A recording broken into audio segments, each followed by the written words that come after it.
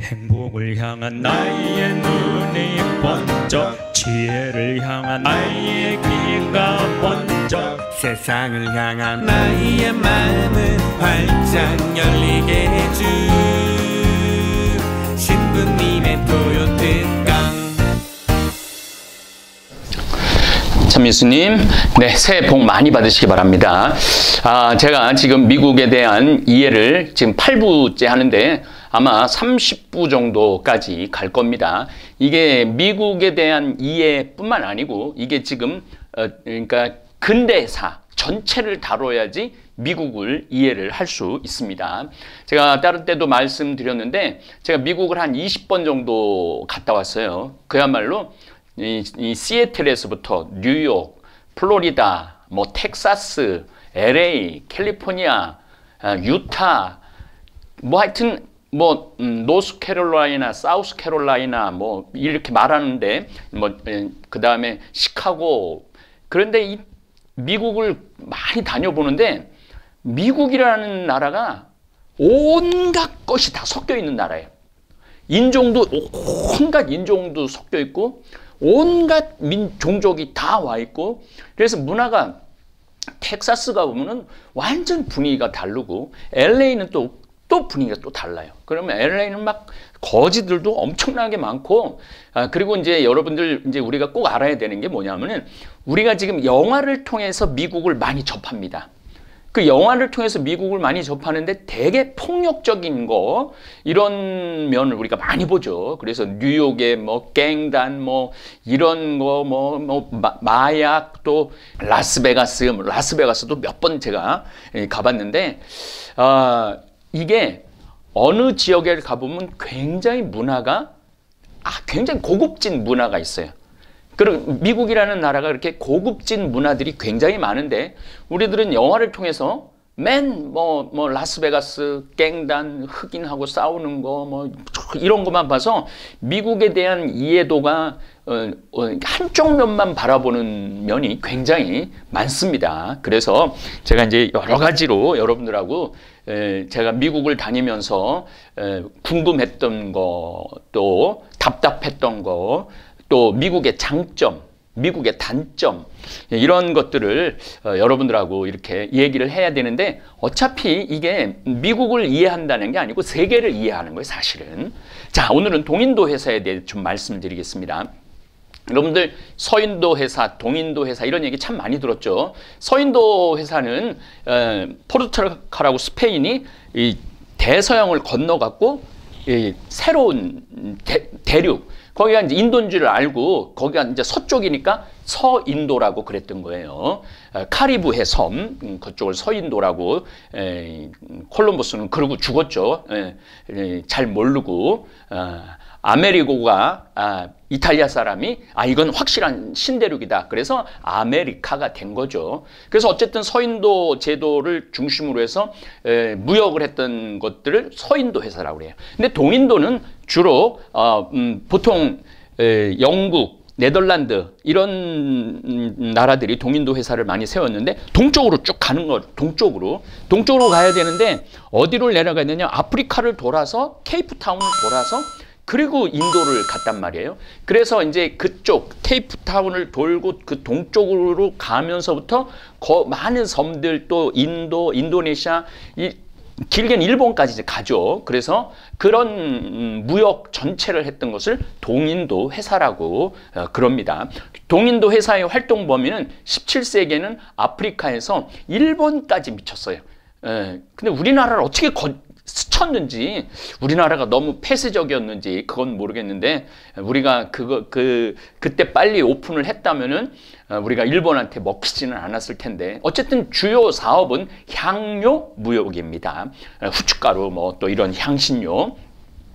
그래서 이제 네덜란드 동인도 회사와 격렬한 투쟁을 벌인 결과 이에 패배해서 17세기 말까지는 인도로 후퇴하게 됩니다. 이 동인도, 영국 동인도 회사, 그 다음에 네덜란드 동인도 회사, bombay로부터 캘커타에 이르는 서부 인도의 해안선을 지배하에 둡니다. 영국의 동인도 회사가.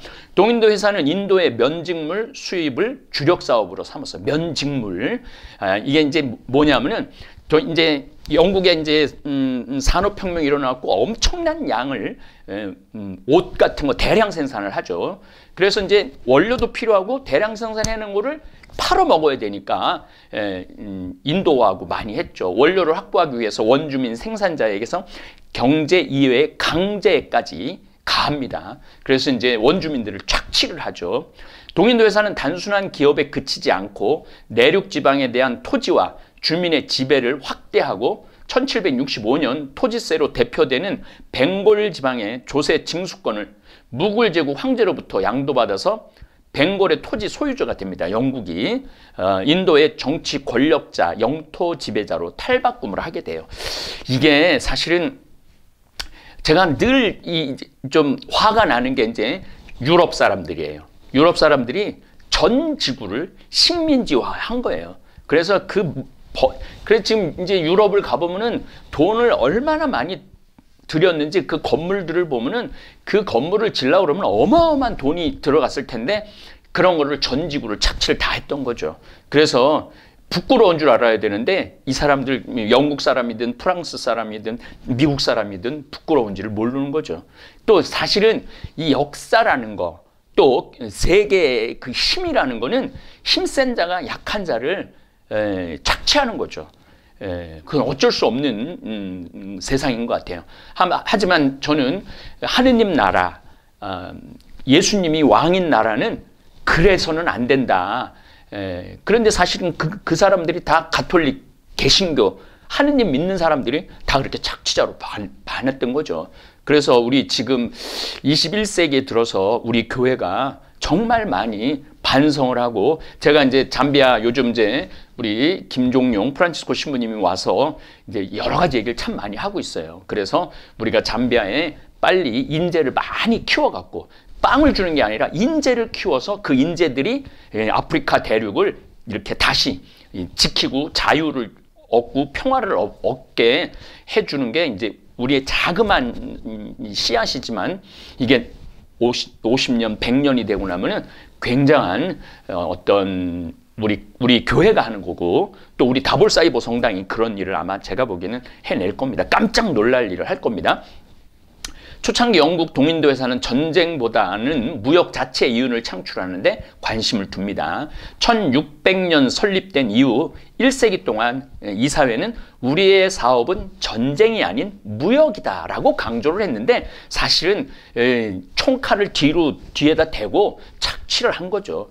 영국 동인도 회사는 충돌을 피하기 위해서 인도와 무역에 주력했는데, 특히 인도에서 가장 세력이 약하고 유럽의 경쟁국들이 가장 적었던 벵골과 마드라스가 주요 활동 지역이었습니다.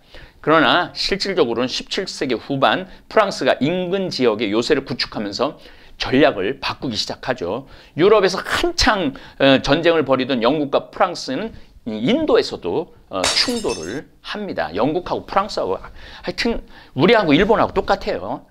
근데 우리는 일방적으로 많이 당한 건데 영국하고 프랑스는 서로 뺏고 빼앗고 막 이런 뭐 백년 전쟁, 뭐 장미 전쟁, 뭐 별 전쟁이 다 했죠. 이제 동인도 회사는 이제 청나라까지 진출을 합니다.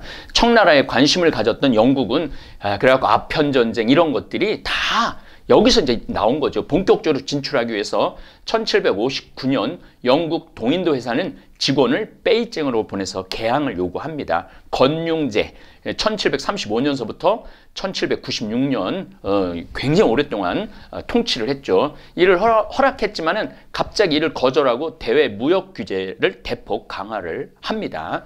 그래서 1780년대부터 청나라와 영국 동인도 회사는 이제 나중에 또 무역을 시작을 하죠. 근데 뭐 동인도 회사는 광동 무역에 절대적 우위를 차지해서 중국으로부터 차, 도자기, 목면 등을 수입하고 영국에 옷 만드는 거, 면직물을 수출을 하고 결국은 홍콩을 빼앗죠. 참 그런 것들을 보면은 그 먼 영국에서 이 중국까지 그냥 우리나라만 딱 빠진 거예요. 우리나라만 딱 빠져갖고 우리는 개항도 하지 못했고 현대화, 근대화를 우리는 하는데 실패를 했죠. 그 바람에 결국은 나라를 일본한테 뺏기는 과정을 겪었죠. 제가 일본의 이해 때 말씀 많이 드렸습니다. 자, 왜 동인도 회사가 세어나고 서인도 회사가 세어나고 포르투갈하고 스페인이 이제 그리고 영국이 미국으로 갔느냐? 이건 몇 번 말씀을 드렸어요. 몇 번 말씀을 드려도 우리가 공부하는 입장에서 계속 이 기본을 이해를 해야만이 이 전 지구를 이해를 하고 미국을 이해할 수 있죠. 오스만 제국이 1453년 메흐테흐 2세라고 그러죠. 콘스탄티노플리스를 무너뜨리면서 동로마 제국이 없어지죠. 그 직후 아테네 공국까지 정복을 해서 아라곤 동지중해 레반트 무역을 차단시켰어요. 레반트라는 게 뭐냐면은 가나안, 팔레스타인, 그 다음에 시리아 이쪽을 레반트라고 그럽니다. 그래서 이게 확 다 무너진 거죠. 이제 이슬람이 다 점령을 하니까. 이후 오스만 세력은 중부 지중해로 뻗어나가기 시작을 했죠. 베네치아의 영토였던 크레타 섬을 점령하면서 유럽 지중해 국가들은 지중해가 로마가 전부 다 어떻게 되냐면 지중해를 중심으로 해서 로마 지중해를 중심으로 했었는데 이 지중해를 이슬람이 잡은 거예요. 그러는 바람에 로마 이 지중해 무역권을 빼앗겨 갖고 스페인이나 포르투갈이나 이제 대항의 범선 그 막 도시 한 3, 40개 되는 범선이 이제 또 마침 개발되면서 미국, 아메리카 대륙까지 갈 수 있었던 거죠. 그 다음에 남미 대륙도 가고, 멕시코, 이제 중부 아메리카까지 다 이제 가게 된 거죠. 그래서 요 힘의 역학을 잘 이해를 해야 돼요. 그래서 이슬람이라는 거를 우리가 또 이해를 하지 못하면은, 미국은 결국은 이슬람 때문에 탄생한 나라라고 봐도 크게 틀리지 않을 겁니다. 오스만의 적대적이었던 이집트의 맘루크 왕족까지 세태기를 걸으면서 해상 패권 자체가 오스만 이슬람으로 넘어가는 상황이 벌어집니다. 유럽의 여러 나라들은 이슬람 세력을 거치지 않는 바다 항로의 개척을 통해서 당시 블루칩으로 여겼던 향신료를 안정되게 공급받고 싶어 했어요. 인도네시아하고 인도에서. 그래서 이제 이 지중해로 들어갈 수 없으니까 쭉 아프리카까지 내려가고 케이프가운을 돌아가고 인도네시아하고 인도에 향신료를 공급받기 시작한 거죠. 이 향신료가 얼마나 이 후추가 이 정도면은 은도 이만큼의 양 거의 똑같은 후추의 양하고 은의 양하고 같은 정도의 어마어마한 블루칩이었죠. 이슬람 국가인 오스만 제국이 지중해 해상권을 장악하자 이때부터 지중해 중심의 정치, 경제가 서유럽 신항로 개척으로 이어지고 유럽은 아메리카 신대륙으로부터 엄청난 경제적 이익을 얻게 되면서 점점 미국이라는 국가가 여기 제가 밑에 다 써놔요. 결국 모든 문명이 아메리카로 넘어가면서 아메리카 합중국 탄생의 계기가 됩니다. 자, 잠깐 요것도 좀 설명하고 넘어갈게요. 모든 문명이 아메리카로 넘어가면서 아메리카 합중국 탄생의 계기가 되는 거죠. 자, 이게 무슨 얘기냐면은 지금 미술, 음악, 예술 다 옛날에는 유럽이 이걸 장악을 했는데 지금은 다 미국이 최고입니다.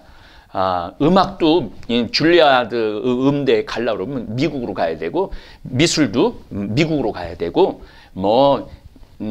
노래 지금 우리 BTS 아이들이 어디 가서 활동하죠? 미국에 가서 활동을 하잖아요. 미국으로 석권을 하잖아요.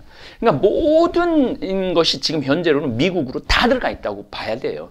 그래서 이제 제가 주장하는 것 중에 하나가 우리 신부들도 유학을 유럽으로 보내면 안 된다. 미국으로 보내야 된다. 미국으로 가서 모든 거에 총집합체인 그 문화에서 공부를 하고 와야지 시야가 넓다. 그리고 또 중요한 건 영어가 모든 자료가 영어로 다 먼저 뜨잖아요. 이제는 이제 그런 시대도 지났어요. 이제 영어도 이제 이 스마트폰이요. 영어로 제가 지금 막달레나 거기 회원이거든요. 이스라엘의 막달레나 성지. 근데 이제 편지가 많이 와요. 근데 영어로 와요. 근데 딱 번역하기만 누르면은 그냥 한글로 읽을 수가 있어요. 이 세상이 이제 그렇게 또 이거는 이제 또 4차 이제 산업 세계로 넘어가는 얘기는 또 내가 다른 데서 또 얘기해놨죠. 어쨌든 유럽인들에게 원양 항해는 이때가 최초입니다. 1492년에 이제 콜럼버스가 성공을 하죠. 원양 항해에 필요한 지식이나 기술은 전무했고 현재에 대한 정보는 당연히 거의 없었죠. 중국이나 인도의 존재는 그 당시에도 알려져 있긴 했지만 몇몇 여행기에서 전해오는 오래되고 단편적인 지식이 전부였어요. 아메리카의 존재 자체도 몰랐던 거죠. 과거 이슬람과 그 교리를 통해 전래된 나침판, 아스트롤랍의 관측과 계시용으로 사용된 초기의 과학기기입니다. 4분이라고 매월 1월 초 북쪽 하늘에서 나타나는 유성우, 페르세우스 자리 유성우, 쌍둥이 자리 유성우와 함께 3대 유성우로 부르죠. 그래서 이제 그런 유성우들을 보고 이게 북쪽에서 이렇게 떨어지는구나. 또 이제 뭐 물론 당연히 북극성을 가지고도 이제 여행하는 거를 별자리를 가지고도 여행하는 능력이 많이 늘어난 거죠. 각종 측정 기구들은 태양과 별의 위치보다도 더 정확하게 방위를 알 수 있게 해주고 그들은 원양 항해술을 배울 수 있어요. 특히 포르투갈이 강력하게 원양 항해술 학교도 있었으니까 변방에 위치해서 먹고 살려면 바깥으로 나가야 했던 포르투갈은 가장 이에 관심을 보였고 포르투갈의 1세기에 걸친 서아프리카 항해로 어느 정도 대양 항해를 위한 항해술과 해도 제작 능력을 습득을 했던 거죠. 그래서 이제 영국이 이제 자메이카를 이제 점령을 합니다. 잉글랜드도 서인도 제도에 대한 식민지 쟁탈전에 가장 늦게 뛰어들었어요. 제일 빨랐던 건 스페인하고 포르투갈인데 영국이 그 다음으로 뛰어들었죠. 한동안 별다른 성과를 거두지 못했습니다. 그러던 중 잉글랜드 내전을 통해서 잉글랜드 공화국의 최고 통치자인 호국경이 된 올리버 크롬웰은 1655년 카리브해 스페인 식민지를 공격하기 위해서 로버트 베나브를 파견을 합니다. 그리고 로버트 베나브의 함대가 히스파니올라 섬의 산토 도밍고를 공격하였으나 여의치 않았고 카리브해 섬 중에서 가장 방어가 취약한 자메이카 섬으로 향하여 점령하는 데 성공을 합니다. 아메리카 대륙 식민지 건설을 이제 시작을 한 거죠. 이제 본격적으로 이제 아메리카 대륙의 불행, 인디언들의 불행이 시작된 거죠. 그리고 계속된 스페인의 탈환 시도를 막아내면서 자메이카는 경제적인 면에서는 가치가 높은 편은 아니었지만 스페인의 카리브해 식민지 한가운데 위치해서 영국이 이제 드디어 이제 식민지 건설을 하기 시작한 거죠. 그래서 이제 본격적으로 영국이 이제 식민지를 들어가고 허드슨만강, 지금 뉴욕 뭐 이런 데를 이제 점점 이렇게 점령해 나가는 과정을 제가 이제 다음 시간에는 지도 아주 이렇게 여러분들이 이해하기 쉽게 화살표도 많이 쓸 거고 지도도 많이 써서 이렇게 미국이라는 나라가 형성이 됐고 이렇게 영국이라는 나라하고 프랑스라는 나라하고 스페인이라는 나라하고 왜 알래스카가 러시아가 가지고 있었던 건지 그런 일련의 과정을 쭉 설명을 하면은 여러분들은 이제 미국이 그래서 탄생하게 됐고 그래서 문화의 다양성이 있고 온갖 인종이 다 모일 수밖에 없었구나. 그리고 지금 21세기에 지금 패권 국가, 세계를 주도해가는 국가가 될 수밖에 없었던 이유에 대한 설명을 해드리도록 하겠습니다. 예, 감사합니다.